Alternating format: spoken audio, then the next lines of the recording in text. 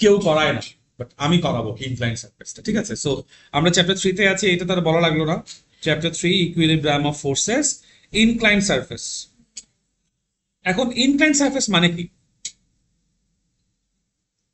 মানে হচ্ছে মনে করি একটা হরাইজন্টাল একটা প্লেন, এই হরাইজন্টাল প্লেনের সাথে আমি একটা সার্টেন অ্যাঙ্গুলার ডেভিয়েশনে কোনো একটা প্লেনকে রাখছি, ঠিক আছে? মনে করো বলা হইলো তোমাকে কোয়েশ্চেনে বলে দিছে বা তুমি নিজে মাইপা বাই করছো যে এই অ্যাঙ্গেলটা হচ্ছে থিটা, এই থিটা অ্যাঙ্গেলে থাকা একটা প্লেনের উপর তুমি এবার কি করবে, একটা ম্যাচ রাখবে।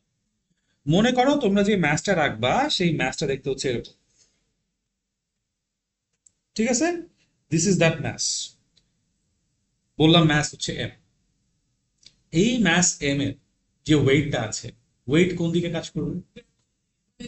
নিচের দিকে, ভার্টিক্যালি ডাউনওয়ার্ড সেটাকে আমরা বলি, তাই না? Gravity is a non contact force, তাই তো? কিন্তু এই নন কন্ট্যাক্ট ফোর্সের জন্য আমার অবজেক্টটা সারফেসের উপর একটা কন্ট্যাক্ট ফোর্স দিবে না? সেটার ম্যাগনিটিউড এবং ডিরেকশন কি একদম ওয়েটের ইকুয়াল হবে, এমজি। সো এই এমজি কন্ট্যাক্ট ফোর্সটা নিচের দিকে দিই। কিন্তু এটা তোমাদেরকে আমি আগে একবার বুঝাইছিলাম, যখন তোমরা একটা সারফেস নিয়ে চিন্তা করো, সেই সারফেসের একটা এরিয়া ভেক্টর আছে। তুমি একটু নিজে বুঝে চিন্তা করে দেখো এই কথাটার মিনিং, যে একটা সারফেসের এরিয়া ভেক্টর আছে। ফর এক্সাম্পল, এই যে ওয়ালটা আছে বা এই যে ওয়ালটা আছে, আমি যদি পেইন্ট করতে চাই, আমার পেইন্ট ব্রাশটা যে কোনো ভাবে ওয়ালের উপর চালাইলে হবে? ওয়ালের উপর পারপেন্ডিকুলারলি যদি আমার পেইন্ট ব্রাশ না চলে, ও কি পেইন্ট করতে পারবে? তুমি ওয়ালের প্যারালালি যদি পেইন্ট ব্রাশ চালাও, লাভ আছে? মানে কিছু হবে? অথবা তুমি মনে করো লেটসে একটা ধান ক্ষেত আছে, ধান ক্ষেত তুমি পানি দিবা, এই পানিটা যদি ধান ক্ষেতের উপর পারপেন্ডিকুলারলি না পড়ে, ও ধান ক্ষেত ভিজবে? তুমি যদি ধান ক্ষেতের প্যারালাল, মানে একটা জমি আছে, জমির প্যারালালি পানি মারতেছো, জমি, ডাজ ইট মেক সেন্স?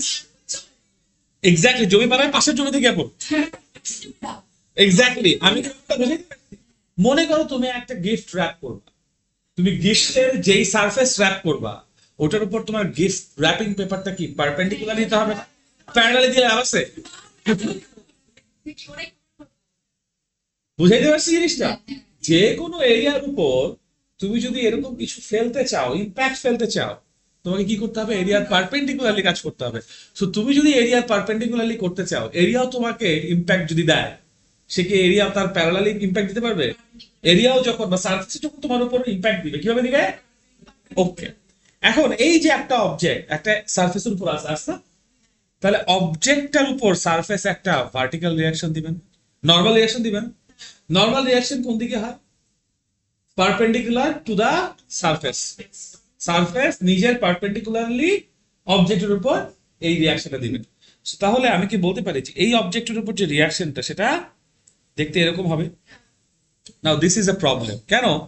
আমরা আগের ক্লাসে যেটা দেখছিলাম, খেয়াল করে দেখো, আগের ক্লাসে আমাদের এই যে পারপেন্ডিকুলার রিয়াকশনটা ছিল, অর্থোগোনাল রিয়াকশন ছিল কোন দিকে ছিল? এমজি এর এক্সাক্ট অপোজিটে।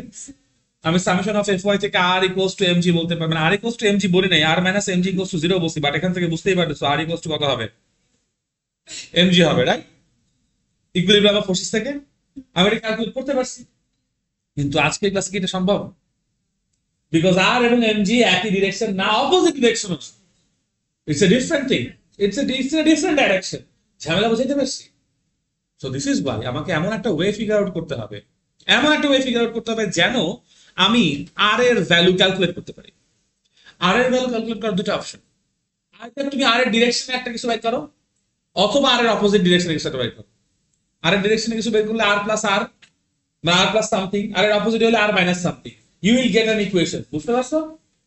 সো এখন তুমি একটা জিনিস দেখো, এমজি যে ফোর্সটা আছে ডাউনওয়ার্ডস না?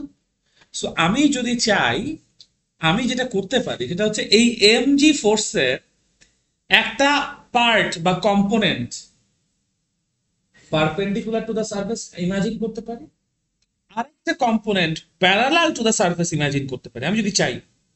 দিস ইজ লাইক একটা রেজাল্টেন্টকে তার দুটো কম্পোনেন্টে ব্রেকডাউন করা। ভেক্টর ল অফ ট্রায়াঙ্গেল আমরা কি করছিলাম মনে আছে? দুটো কম্পোনেন্টকে অ্যাড করে একটা রেজাল্টেন্ট পাইছি। আর এখন আমি আমার প্রয়োজনে কি করব? একটা রেজাল্টেন্টকে ভাইগা দুইটা কম্পোনেন্ট বাইর করব, অপোজিট প্রসেসে আসবো। বুঝতে পারছো কেন আসবো? বিকজ আমার আর এর ভ্যালু জানা লাগবে, আর এর অপোজিট দিকে আমি একটা পার্ট বাইর করতে পারলে আমার কাজটা ইজিয়ার হয়ে যায়। বুঝাইতে পারছি?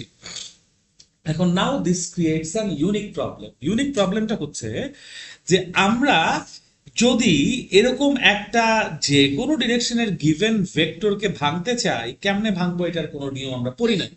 আমরা যোগ করার নিয়ম পড়ছি, একটা ট্রায়াঙ্গেল ল থেকে দুইটারে যোগ করে একটারে বাইর করতে পারি, কিন্তু একটারে ভাঙ্গা দুইটা বের করার প্রসেস আমরা এখনো করতে পারি।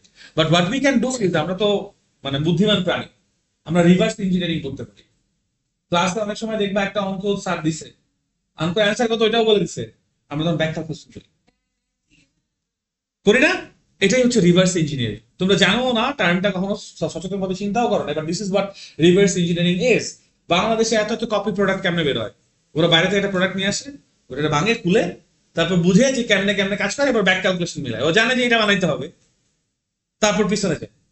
বুঝছো? এনিওয়েজ, সো রিভার্স ইঞ্জিনিয়ারিং আমরা এখানে করবো। মনে করো আমার কাছে এরকম হলুদ রঙের একটা ফোর্স দেওয়া আছে এফ, ঠিক আছে? আমি এটাকে দুইটা কম্পোনেন্টে ভাঙতে চাই। এখন কোন ওয়েতে কম্পোনেন্টে ভাঙলে আমার জন্য ইজিয়ার হবে সেটা আমাকে ডিসাইড করতে হবে। দুটো কম্পোনেন্ট ভাঙবো, দুটো কম্পোনেন্টের মাঝখানে যে কোনো অ্যাঙ্গেল থাকতে পারবে, বাট যদি আমি দুটো কম্পোনেন্টের মাঝখানের অ্যাঙ্গেলটা কোনোভাবে 90 ডিগ্রি করে ফেলি, দ্যাট মিনস আমি একটা কম্পোনেন্ট বলবো হরাইজন্টাল ডিরেকশনে আছে, আর একটা কম্পোনেন্ট বলবো ভার্টিক্যাল ডিরেকশনে আছে, তাহলে আমার কাছে একটা রাইট অ্যাঙ্গেল ট্রায়াঙ্গেল আসে।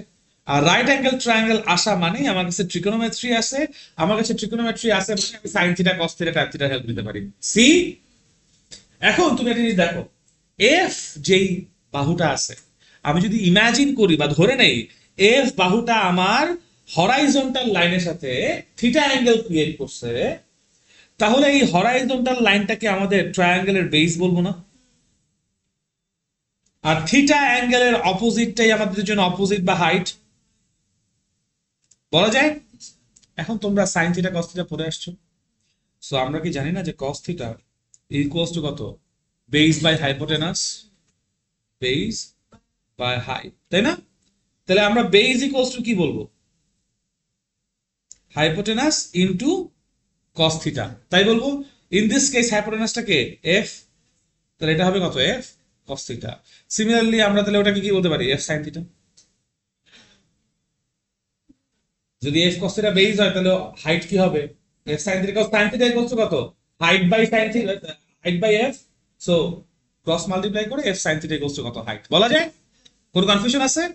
সো কস থিটা কি হচ্ছে? যার সাথে থিটা আছে সে কস হচ্ছে, আর তার সাথে পারপেন্ডিকুলার যে সে সাইন হচ্ছে। এখন এইভাবে আমি আমরা এটাও করতে পারি, যার সাথে থিটা সে হচ্ছে গিয়ে কজ, আর যার সাথে থিটা না পারপেন্ডিকুলার সে হচ্ছে সাইন। আবার এইভাবে করতে পারি, কিভাবে কি? মনে করো তুমি এই অ্যাঙ্গেলটাকে বললো গামা, যদি এই উপরের অ্যাঙ্গেলটাকে গামা বলো, তাহলে অ্যাঙ্গেলের সাথে যে সে বেস না, তখন তোমার এটা হয়ে যাবে বেস, আর ওটা হয়ে যাবে হাইট, তাহলে তখন এটা হয়ে যাবে কজ গামা, এটা নিচেটা হয়ে যাবে সাইন গামা। বুঝতে পারছো? জাস্ট ট্রিগোনোমেট্রি অ্যাপ্লাই করে, বুঝতে পারছি? এইবার এইবার let's come to this figure, let's come to this figure. এখন আমরা সাইন কস দিয়ে যাবো না, আগে আমি থিটাটাকে একটু ডিফাইন করতে চাই প্রপারলি। আমাদের এখানে যে এমজি, এমজি যেটা এমজি এটা না, আমি এটাকে একটু একটা কাজ করি জাস্ট বোঝার সুবিধার জন্য, এটাকে এবং এটাকে ডিফারেন্ট কালার কোড দিয়ে বুঝাই, ঠিক আছে? আমরা এমজি দেওয়া আছে, এমজি কে কি করতে চাই? দুইটা কম্পোনেন্টে ডিভাইড করতে চাই, তাই না? একটা হবে পারপেন্ডিকুলার অন দ্য সারফেস, আর একটা হবে হরাইজন্টাল বা প্যারালাল টু দ্য সারফেস। বুঝতে পারতেছি? আচ্ছা, এখন এমজি কোন দিকে আছে?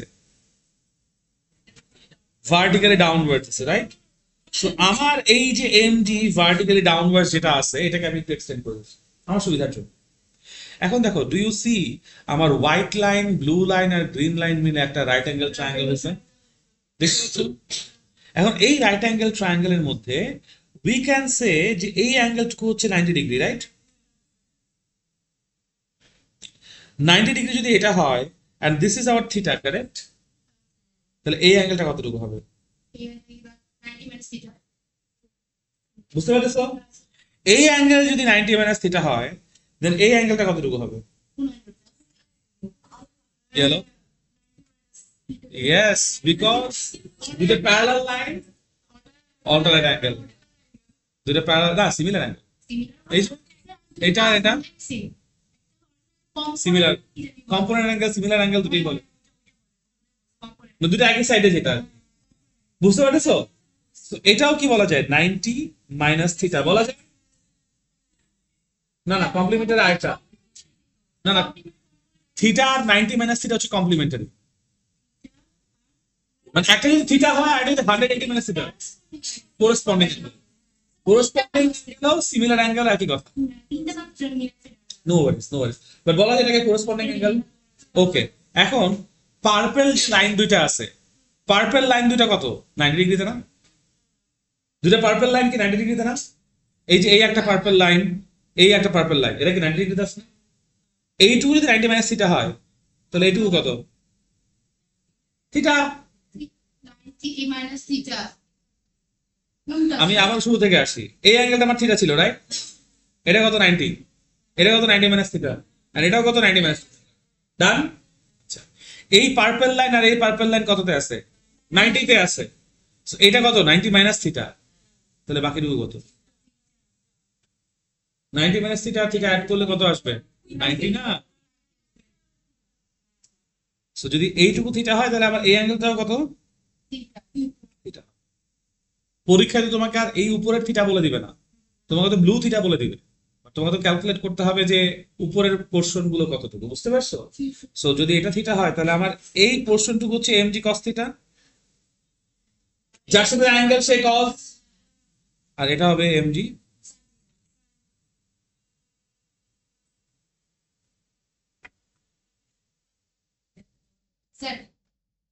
আরেকবার আমি আসি, পুরো জিনিসটা আমি আরেকবার আসি, ঠিক আছে? এই যে সাইন থিটা কস থিটা, এটা কোত্থেকে আমি ধার করছি? এই কনসেপ্টটা এখান থেকে। এইটুকু কনসেপ্ট বুঝতে পারছি? ওকে, তো যার সাথে থিটা সে কস হবে, বাট গিভেন দ্যাট কম্পোনেন্ট দুইটা নিজেদের মধ্যে 90 ডিগ্রি অ্যাঙ্গেল আছে, তাছাড়া হবে না কিন্তু আবার, বুঝতে পারছো? আচ্ছা, এখন আমরা এই ফিগারে আসি। আমরা বলছি এই অ্যাঙ্গেলটা থিটা গিভেন, এটা 90 ডিগ্রি, বুঝতেই পারতেছি, রাইট? এটা তাহলে 90 মাইনাস থিটা, এইটুকু তাহলে 90 মাইনাস থিটা, করেসপন্ডিং অ্যাঙ্গেল বলে this both angle are equal, right? এখন আবার এই টোটাল পারপেন্ডিকুলার যেটা, সেটা হচ্ছে 90। এই 90-র মধ্যে এই পার্টটুকু 90 মাইনাস থিটা, তাহলে বাকি পার্টটুকু হচ্ছে থিটা। মেক সেন্স করে? সো থিটার সাথে দেখো, এই থিটাটা কার সাথে? এমজির সাথে না? তাহলে এমজির সাথে যদি ওইটা এই থিটাটা হয় তাহলে এই পার্পল লাইনের ম্যাগনিটিউড হচ্ছে এমজি কস থিটা, আর অপোজিটটা হচ্ছে এমজি। এখন তুমি যদি চিন্তা করো ভাইয়া এখানে আমি কিভাবে এটা অ্যাপ্লাই করলাম, তুমি জাস্ট এই লাইনটাকে এই পাশে নিয়ে আসো, তাহলে কি এই পাশে একটা রাইট অ্যাঙ্গেল ট্রায়াঙ্গেল হয়েছে না? Do you see that? অবশ্যই। এই পার্পল লাইনটাকে এখানে ছিল না? হ্যাঁ, এটাকে জাস্ট তুমি লেফটে নিয়ে আসো, তাহলে কি তুমি তোমার রাইট অ্যাঙ্গেল ট্রায়াঙ্গেল পাচ্ছ না? Do you see this right angle triangle? এই যে এখানে, এখানে তুমি sine theta cos theta apply করলে কি হবে? একটা এমজি কস থিটা হবে, একটা এমজি সাইন থিটা হবে।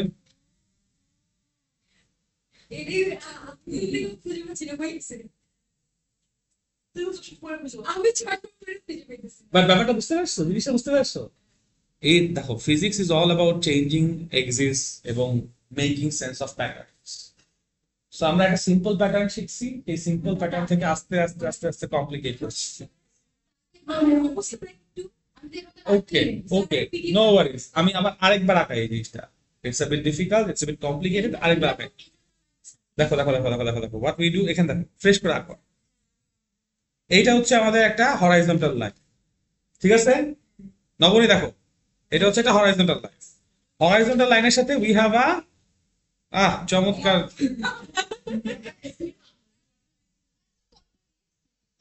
ওকে দেখো, এই যে এটা হরাইজন্টাল লাইনের সাথে থিটা অ্যাঙ্গেলে থাকা একটা ইনক্লাইন্ড সারফেস, ওকে?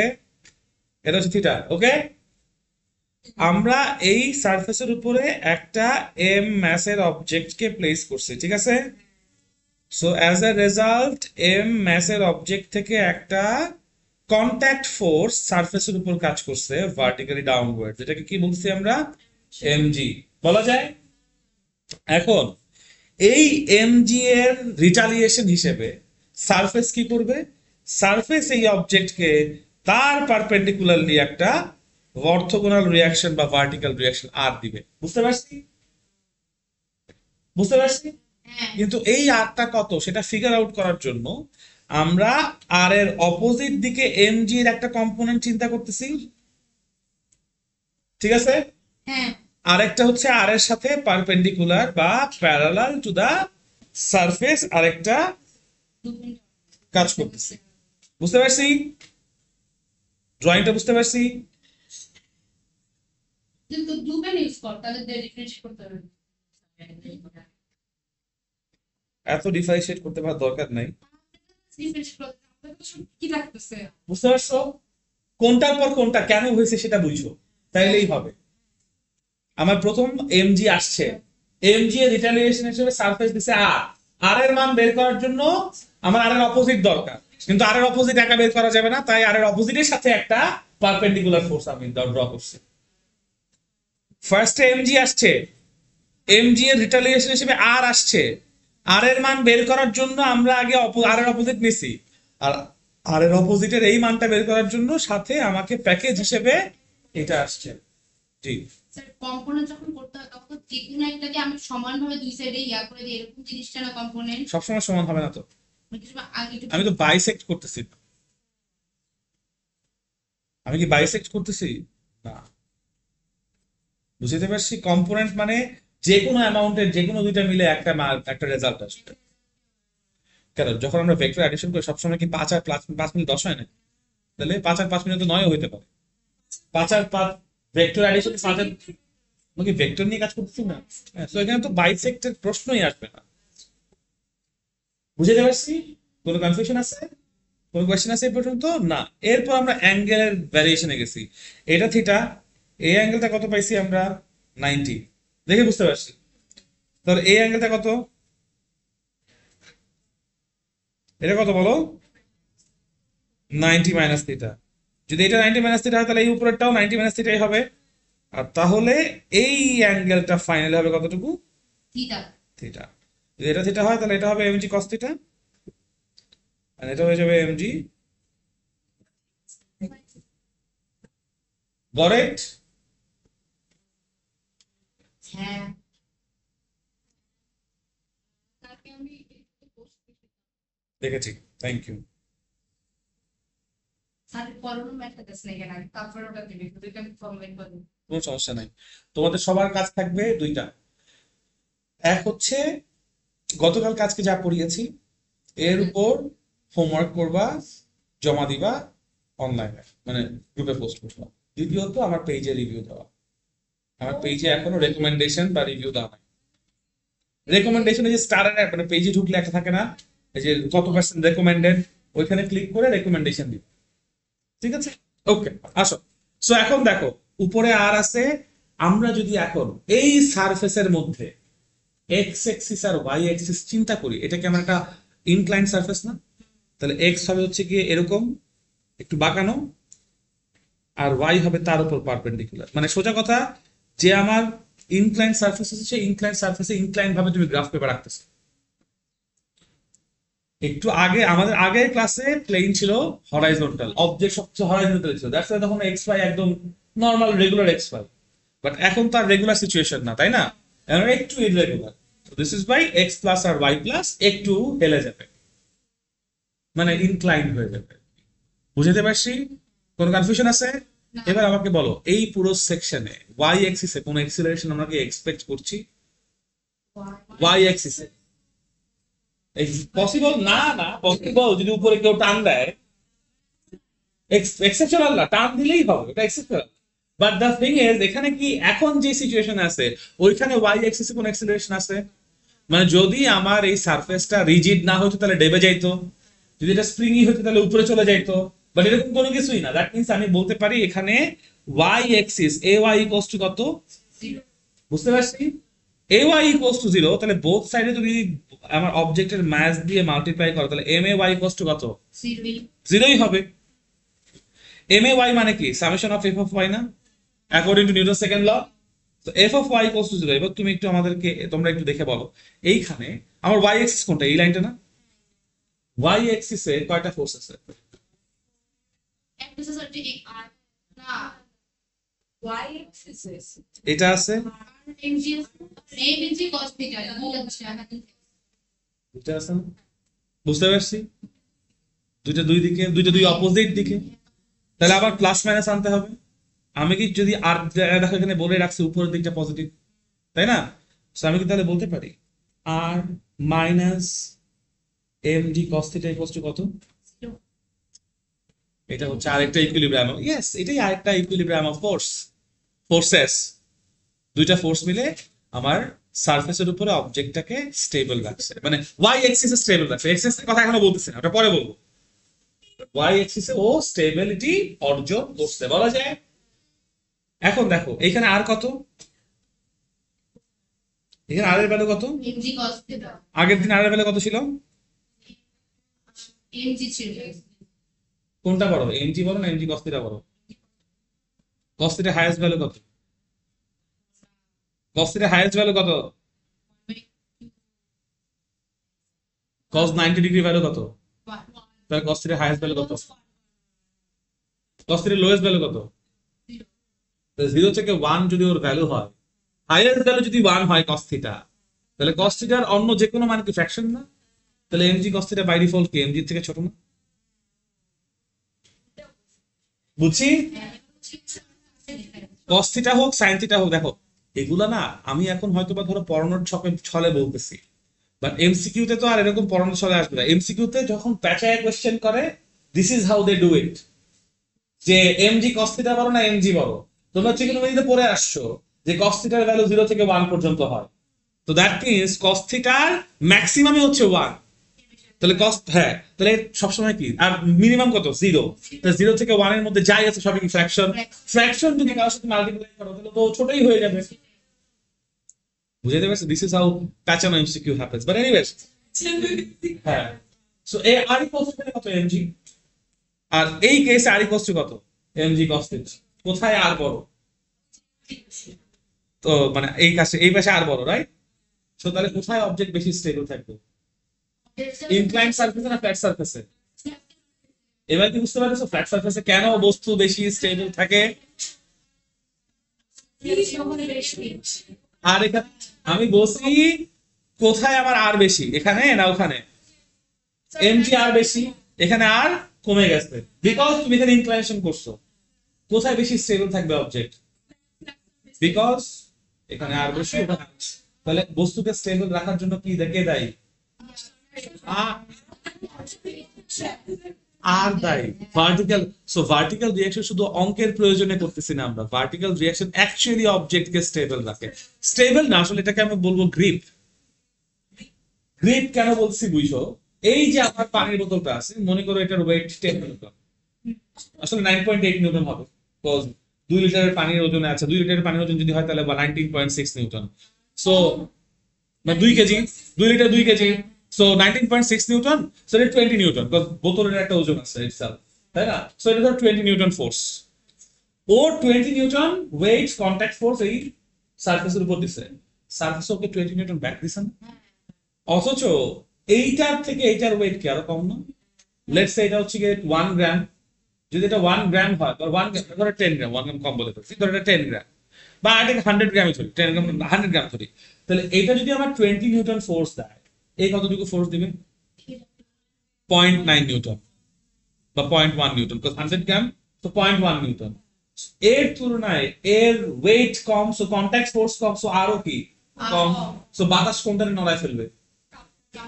বিকজ ওর আর কম। মেক সেন্স করে? বিকজ এইটার গ্রিপ বেশি, এইটার গ্রিপ কম। তাহলে গ্রিপটা কিসের উপর ডিপেন্ড করতেছে?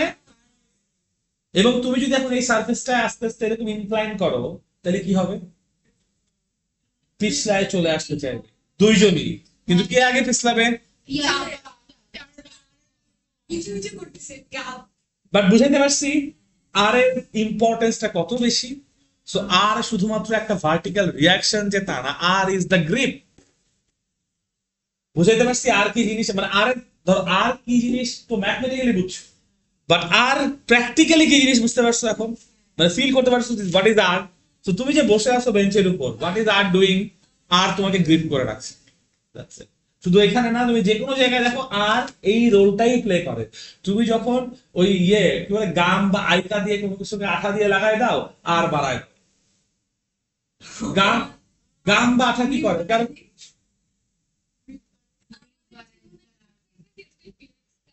অবশ্যই কাজ করে। এখন এখন এনিওয়েজ আর ব্যাপারটা বুঝাইতে পারছি। আর নিয়ে কারো কোনো কনফিউশন আছে? Very good. এখন দেখো, this is what equilibrium of forces do. এখন এইখানে এই ইনক্লাইন্ড সারফেসে, যেটা আমার আসলে ফ্ল্যাট সারফেসে ছিল না, হরাইজন্টালি কোনো এমজি এর কোনো পোর্শন ছিল না, ছিল। বাট তুমি যখন ইনক্লাইন্ড সারফেসে আসো, এমজি এর একটা পোর্শন হরাইজন্টালি আছে, আছে না? এমজি সাইন থিটা ওরে নিচে নামানোর চেষ্টা করতেছে না? বুঝতে পারতেছো? তাহলে ও কি নিচে নামবে কি নামবে না, এটা কিসের উপর ডিপেন্ড করবে? আলুর উপর করবে, আর একটা রোল প্লে করবে, বাট মেইন আর না।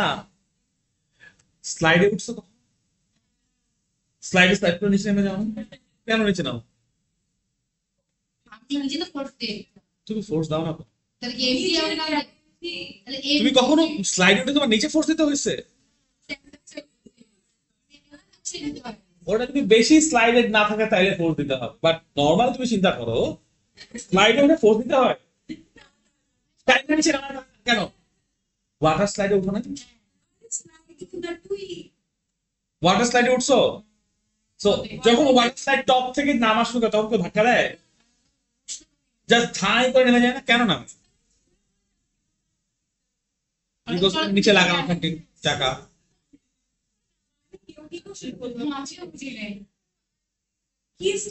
বাট এখানে দেখো, এমজি সাইন থিটা কি করতেছে? ও কোন দিকে টানতেছে? এবার স্লাইডে কেন তুমি নিচের দিকে অটোমেটিকলি চলে যাও? বিকজ এমজি সাইন এমজি একটা পার্ট তোমাকে সারফেসের সাথে আটকায় রাখে। দেখো তুমি নিচে নামতেছো, তুমি তো উপরে পড়ে যাচ্ছ না বা নিচে নেমে যাচ্ছ না, যাচ্ছ তোমার সারফেসের সাথে তুমি গ্রিপটা আছো না, ওইটা এমজি কস্টে গ্রিপ করতেছে। বাট এমজি সাইন থিটা কি করতেছে? স্লাইড কইরা নিচের দিকে নামাইতেছে। সো তুমি নিচে নামতেছো, কিন্তু তুমি ওই সারফেস বরাবর উপরে নিচে লাফালাফি করতেছো, বিকজ এমজি কস্টে। Make sense? এখন এমজি সাইন থিটা, মনে করো আমি এরকম এমন একটা সারফেস আছি যেই সারফেসে এমজি সাইন থিটা আছে, যে তোমরা রিয়েল লাইফে দেখো যে উঠাইছো, রাবার রাখছো কিন্তু পড়তেছে না, স্লাইড করে নিচে নামতেছে না। এই যে নবনী পারফেক্ট এক্সাম্পল দিচ্ছে।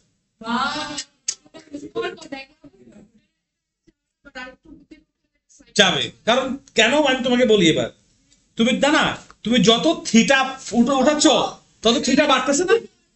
যদি থিটা বাড়ে, ব্যাপারটা বুঝো, যদি থিটা বাড়ে তাহলে এমজি কস থিটা কমবে, বাট এমজি সাইন থিটা বাড়বে। সো যত এমজি সাইন থিটা বাড়বে, তুমি নিচের দিকে প্রেসার বাড়াইছো একটা সার্টেন পয়েন্টে কি, বাট তার আগ পর্যন্ত নামতেছে, তার মানে কেউ না কেউ ওকে আটকায় রাখছে। না, এটা আবার ভুল বলতেছে। এমজি কস থিটা ওকে আটকাইতে পারে। দেখো এমজি কস থিটা কি করতে পারে? ওকে ওর সারফেসের সাথে আটকে রাখতে পারে। ও surface MG sine cos theta কোন দিকে? এখানে ওয়াই অ্যাক্সিসে, তাই না? সো ওয়াই অ্যাক্সিসে উপরে উঠবে নাকি উঠবে না সেটা এমজি কস থিটা কন্ট্রোল করতে পারে, এক্স এরটা না। বুঝতে পারছি?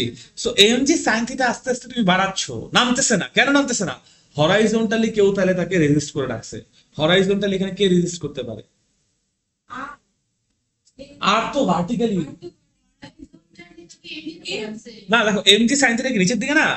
ও নামতেছে না, তার মানে কেউ না কেউ তাকে অপোজিট দিকে রেজিস্ট করে রাখছে। Friction. This is how you know যে ফ্রিকশন আছে।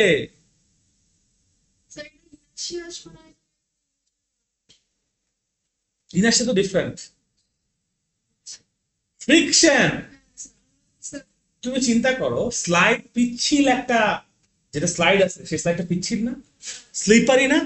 স্লিপারি স্লোপ বলে এই জন্য এটাকে, দ্যাটস ওয়াই পিছলায় নেমা যায়।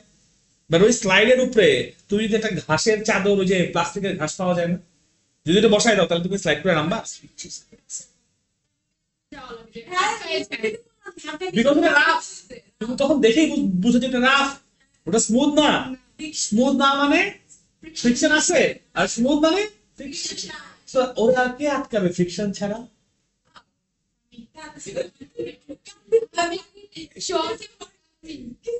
ইটস ওকে, বিকজ এগুলো আমরা কোনো চিন্তা করি নাই, করছি। বাট ব্যাপারটা বুঝতে পারছো? জিনিসটা অ্যামেজিং না? সো তার মানে কেন কাঁদতেছে? আচ্ছা, সো এমজি সাইন থিটা এটাকে কে অপোজ করতেছে? This is the friction. আর mg cos থিটাকে কে অপোজ করতেছে? মানে আর আর mg cos থিটা মিলে ওকে ওর সারফেসের সাথে কন্ট্যাক্টে রাখছে, গ্রিপে রাখছে এবং y অ্যাক্সিস এ তাকে স্টেবল রাখছে। আর mg sin থিটা নিচের দিকে, আর ফ্রিকশন তাহলে কোন দিকে? উপরের দিকে। ফ্রিকশন সবসময় ভাইয়া মোশনের অপোজিটে কাজ করে, যেই দিকে মোশন হইতে চাইবে তার অপোজিট দিকে কাজ করবে। বুঝাইতে পারছি? কোনো কনফিউশন আছে? না। জিনিসটা হলো mg sin theta আর এখানে ফ্রিকশন আছে, বাট আস্তে আস্তে বাড়া। দেখো এখানে কথা আছে, এখানে কথা আছে। তুমি থিটাটাকে এই ঈশিতা, ঠিক আছে? চোখ ব্যথা করতেছে? ওকে, আচ্ছা। সো দেখো এমজি সাইন থিটা যেটা, তুমি যত থিটা বাড়াইতেছো আস্তে আস্তে, এমজি সাইন থিটা কি বাড়তেছে না? এমজি সাইন থিটা যদি বাড়ে তাও নামতেছে না, এমজি সাইন থিটা বাড়তেছে তাও নামতেছে না, মানে তুমি কি বুঝতেছো? এই ফ্রিকশনটাও বাড়তেছে আস্তে আস্তে, একটা সার্টেন পয়েন্টে গেলে আসছে। দেখো একদম নিচে নামাও, আস্তে আস্তে উপরে উঠাও, দেখো এই যে থিটা বাড়তেছে না, কিন্তু নামতেছে না। এখন আমরা ওয়েট, আমরা এমজি সাইন থিটা বাড়াইছি কিন্তু ও নামতেছে না, দ্যাট মিনস ওর রেজিস্ট্যান্সও বাড়ছে। তাছাড়া তো নামতো। আরো উঠাও, নামতেছে না, দাঁড়াও, বাড়ছে, আরো উঠাও, বাড়ছে। Do you see? বাড়ছে। সো দ্যাট মিনস ফ্রিকশন এটা এমন একটা টাইপের ফ্রিকশন যেই ফ্রিকশনের ম্যাগনিটিউড আস্তে আস্তে বাড়ে। হ্যাঁ বুঝাইতে পারছি? উঠাও, এই যে চলে গেছে। এটা ফ্রিকশন নাই না না না না না না না না, এমজি সাইন থিটা। দেখো এখন তোমাদেরকে আমি অ্যাকচুয়াল কাহিনীটা বলি। আমরা এটুকু বুঝতে পারছি যতক্ষণ পর্যন্ত অবজেক্ট অ্যাট রেস্ট আছে ততক্ষণ পর্যন্ত তুমি ফোর্স বাড়াইলেও ফ্রিকশনও বাড়ে, বাড়তে বাড়তে একটা সময় পর্যন্ত ওকে আটকায় রাখতে পারে, বাট একটা সময় পারে না। That means there is the limit. একটা লিমিট আছে, ওই লিমিট পর্যন্ত ও আটকায় রাখতে পারে। এর বেশি হইলে টেলিটকের মতো বাঁধ ভেঙে দেয়, কি ফিক্স করবে চাই ফ্রিকশন ইউজ করে, বাঁধ ভেঙে দেয়। তাই জিনিস না হ্যাঁ, টেলিটক তো বাঁধ ভাঙে, বা টেলিটকের ডায়লগই তো ওদের মটোই তো বাঁধ ভেঙে দাও।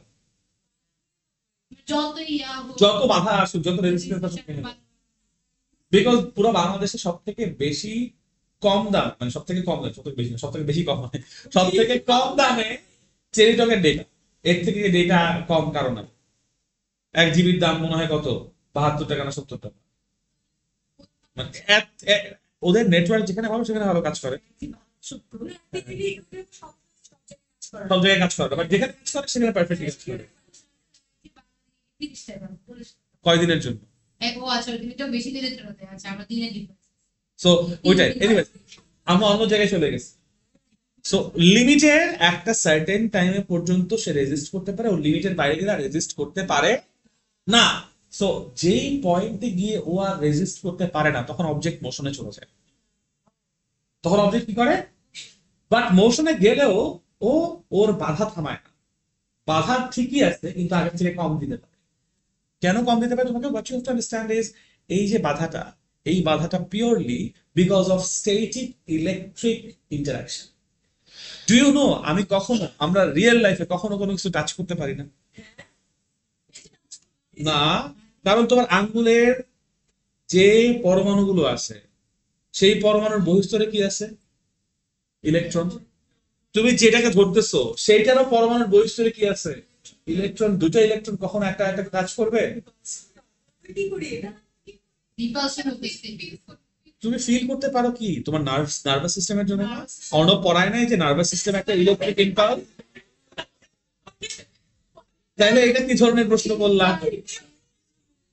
আমাদের যে নার্ভাস সিস্টেম সেটা কি পুরো ইলেকট্রোম্যাগনেটিক ইম্পালসের জন্য কাজ করে না?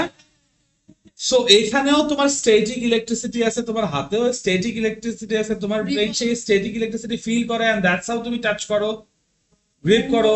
মানুষজন যখন প্যারালাইজড হয়ে যায় তখন সেখানে আর স্ট্যাটিক ইলেকট্রিক ইম্পালস কাজ করে না, দ্যাটস ওয়াই কোনো ফিলিংস নাই। It's that simple. অনেক সিম্পল, কারণ আমরা চিন্তা করি না বলে তোমাদের কাছে এরকম complex, but that's how it works. That's how it works. So আমরা রিয়েল লাইফে কখনোই কোনো কিছুকে টাচ করতে পারি না, বা যেটাকে আমরা কন্ট্যাক্ট ফোর্স বলি, কন্ট্যাক্ট বা সংস্পর্শ করা লাগে, ইন রিয়ালিটি কেউই 100% টাচ করে না, 100%, যা সম্ভব না। কারণ একটা ইলেকট্রন আরেকটা ইলেকট্রনকে জীবনেও টাচ করবে, ওভারল্যাপ করবে, পাশাপাশিও রাখা যাবে না। ওটা ভাই মানুষের যদি টাচ করে, ওর কি অনুপরমাণু নাই? হ্যাঁ, কিন্তু টাচ, দেখো তুমি টাচের অনুভূতি পাও, বাট হু সেজ তুমি টাচ করো? করতেছে তুমি ব্যাপারটা বুঝো, তুমি টাচ যে হচ্ছে, তোমার গায়ে মশা বসছে, তুমি এটা ফিল করতেছো বিকজ অফ ইলেকট্রিক। কারণ তোমার ওখানে, তোমার যে নার্ভাস সিস্টেম, ওর একটা ইলেকট্রিক ফিল্ড আছে। ওই ইলেকট্রিক ফিল্ডের মধ্যে যখনই তোমার ওই আরেকটা মশা বা মাছি বা অন্য কিছু ইলেকট্রিক ফিল্ড আসছে, ও সেন্স পাঠায় দিতে সেন্সরি সিস্টেম দিয়ে। That's how you work, but that's how it works. Listen, repulsion and attraction. কারণ ভাই বাইরের স্তরে আছে ইলেকট্রনস, মাঝখানে নিউক্লিয়াসে কে আছে? প্রোটনস।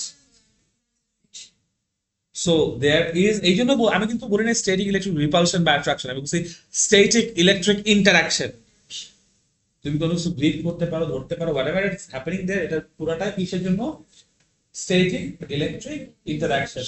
সব থেকে ভালো এক্সাম্পল হচ্ছে মাথায় চিরুনি আসে, ছোট ছোট কাগজের লাগা যায় না, তো কিভাবে টাচ করতেছে? Static electric interaction. বুঝাইতে পারছি? কোনো কনফিউশন আছে?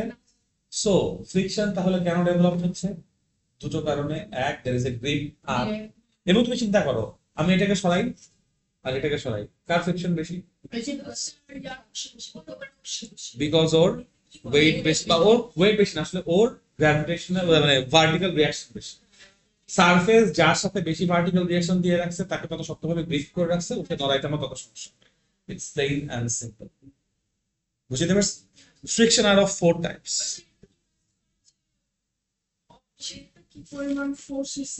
ডিপেন্ড করে কোন দুইটা টাইপের সারফেস নিয়ে কাজ করতেছো। সারফেস চেঞ্জ করলে ফ্রিকশন চেঞ্জ হয়ে যাবে। ফর এক্সাম্পল, তুমি এটার আর এটার মাঝখানে তেল দাও, তেল দিয়ে বসাই দাও, তখন কিন্তু আর এই কাঠ আর প্লাস্টিক কন্ট্যাক্টে নাই, তখন প্লাস্টিকের সাথে তেল, আবার তেলের সাথে কাঠ। বুঝতে পারছো? সো দ্যার ইজ আ, মানে কি বলবো, ডিফারেন্সিয়েটিং সারফেস, নতুন একটা সারফেস আসছে। সো আগের মতো সারফেস নাই, ফ্রিকশন চেঞ্জ হয়ে যাবে। ফ্রিকশন ততক্ষণ পর্যন্ত সেম থাকে যতক্ষণ পর্যন্ত সারফেস দুটো সেম আছে, যেই মাস রাখছে সেই মাস চেঞ্জ হচ্ছে না, এই কনসিডারেশন গুলো থাকবে। বুঝতে পারছো? So there are 4 types of friction. একটা হচ্ছে স্ট্যাটিক ফ্রিকশন, একটা হচ্ছে কাইনেটিক ফ্রিকশন। তো দেখো, বইয়ের মধ্যে যখন তোমরা এই টপিক গুলা পড়ো, জাস্ট সূত্র পড়ো, অঙ্ক করো, তখন আসলে ডিসকানেক্টেড টপিক মনে হয়।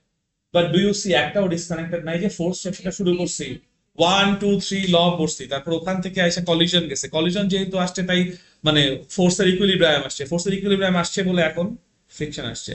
Everything is connected. সো একটা হচ্ছে স্ট্যাটিক ফ্রিকশন, একটা কাইনেটিক ফ্রিকশন, আর একটা হচ্ছে ফ্লুইড ফ্রিকশন, এটা তোমরা বড় হলে পড়বা। আর একটা হচ্ছে রোলিং ফ্রিকশন, এটাও বড় হলে পড়বা। আপাতত স্ট্যাটিক আর কাইনেটিক পড়বো। আবার স্ট্যাটিক ফ্রিকশন, যেটা স্ট্যাটিক ফ্রিকশনের একটা বিশেষত্ব হচ্ছে ইট ইজ আ ভ্যারিয়েবল। ওই যে নবনীতকে দেখাইলো, আস্তে আস্তে বাড়াচ্ছ, থিটা বাড়তেছে, এমজি সাইন থিটা বাড়তেছে, বাট ফ্রিকশনও তাহলে বাড়তেছে, কিন্তু অবজেক্ট কি? অ্যাট রেস্ট আছে। সো অ্যাট রেস্ট থাকার যে অবস্থা, সেটাই হচ্ছে স্ট্যাটিক ফ্রিকশন। বাট সেই স্ট্যাটিক ফ্রিকশনে একটা লিমিটিং ভ্যালু থাকে। কি থাকে? একটা লিমিটিং ভ্যালু থাকে, এবং সেই লিমিটিং ভ্যালুটাই হচ্ছে ম্যাক্সিমাম ভ্যালু। এর বেশি আর দিতে পারে। যখনই লিমিটিং ভ্যালু ক্রস করে, তখন অবজেক্টটা মোশনে চলে যায়, আর তখনই সে স্ট্যাটিক ফ্রিকশন থেকে কাইনেটিক ফ্রিকশনে গ্রাজুয়েট করে। বুঝতে পারছো? কাইনেটিক ফ্রিকশন আবার একটা মোটামুটি ফিক্সড ভ্যালু। দ্যাট মিনস, তুমি যখন কোন একটা অবজেক্টকে 10 নিউটন ফোর্স দিছো, ও 10 নিউটনে রেজিস্ট করে ফেলছে, স্ট্যাটিক ফ্রিকশন। তুমি একটা অবজেক্টকে 15 নিউটন ফোর্স দিছো, ও 15 নিউটনে রেজিস্ট করে ফেলছে, স্ট্যাটিক ফ্রিকশন। তুমি একটা অবজেক্টকে 20 নিউটন দিছো, ও 20 নিউটন রেজিস্ট করছে, এখনো। তুমি একটাকে 21 নিউটন দিছো, এখনো 21 রেজিস্ট করছে, স্ট্যাটিক ফ্রিকশন। বাট তুমি এমন দুটো সারফেস নিয়ে কাজ করছো যেখানে 21টাই হচ্ছে ওর লিমিট। সো 21 নিউটন হচ্ছে তার limiting value of static friction. বুঝতে পারছো? এখন এই 21 বা লিমিটে আইসা অবজেক্ট অ্যাট রেস্টেও থাকে না, ও মোশনেও যায় না। It has a tendency to move. Tendency to move আর মুভ এক কথা না। টেন্ডেন্সি টু আর মুভ আর রেস্ট এক কথা না। টেন্ডেন্সি টু মুভ মানে হচ্ছে ও রেস্টে আছে, বাট একটু দিলেই বুঝতে পারছো? এই যে নেমে যাবে, হ্যাঁ ওই মোমেন্টটা হচ্ছে টেন্ডেন্সি। বুঝতে পারছি? সো কখন হয় এটা? স্ট্যাটিক ফ্রিকশনের লিমিটিং ভ্যালুতে হয়। আর যখনই তুমি ধরো 22 নিউটন ফোর্স দিচ্ছ, তখন তুমি যদি মাপো, তুমি দেখবা ফ্রিকশন হয়ে গেছে 17 নিউটন। বিকজ ওর তো এক্সিলারেট করতে হবে। এক্সিলারেশন করতে হলে তোমার কি করতে হবে? তুমি যা ফোর্স দিবা তার থেকে অবশ্যই কম ভ্যালুতে ফ্রিকশন থাকতে হবে। এবং ফ্রিকশন কেন কমে যায় কাইনেটিকে এটাও বলি। যখন তুমি তোমার এই যে অবজেক্টটা আছে, এই অবজেক্টটাকে ধরো আমি এটা দিয়ে বুঝাই, যখন তুমি এই অবজেক্টটাকে টানতেছো, so ও যখন বসে আছে তখন কি ভদ্রলোক একদম একই এরিয়ার সাথে কানেক্টেড না? উপরের এরিয়া নিচের এরিয়া সেম না? যখন ওটা টানতেছো কনস্ট্যান্টলি এরিয়া চেঞ্জ করতেছে না? তো চেঞ্জিং এরিয়া থেকে গ্রিপ কি এতটা স্টেবল হবে কনস্ট্যান্ট এরিয়ার মধ্যে? বুঝতে পারছো? দ্যাট ইজ ওয়াই যখন তুমি ওরা মুভ করাও তখন ওর ফ্রিকশন কি করে? ড্রপ করে। বুঝতে পারছো? কোনো কনফিউশন আছে? Very good. এই হচ্ছে ফ্রিকশনের ব্যাপার। ফ্রিকশনের ফর্মুলা গুলা, ইকুয়েশন গুলো পরের ক্লাসে দেখাবো, বাট বেসিক এইটুকুই। তোমরা কি ইকুইলিব্রিয়াম অফ ফোর্সেস ভালো মতো বুঝতে পারছো? সেখান থেকে ফ্রিকশন কখন হয় বুঝতে পারছো? তাহলে আমরা কি বলতে পারি যতক্ষণ স্ট্যাটিক ফ্রিকশন থাকে ততক্ষণ এক্স এক্সিসেও ইকুইলিব্রিয়াম অফ ফোর্সেস, ওয়াই এক্সিসেও ইকুইলিব্রিয়াম। যখন কাইনেটিক ফ্রিকশন চলে আসে তখন আর ইকুইলিব্রিয়াম অফ ফোর্সেস। ক্লিয়ার?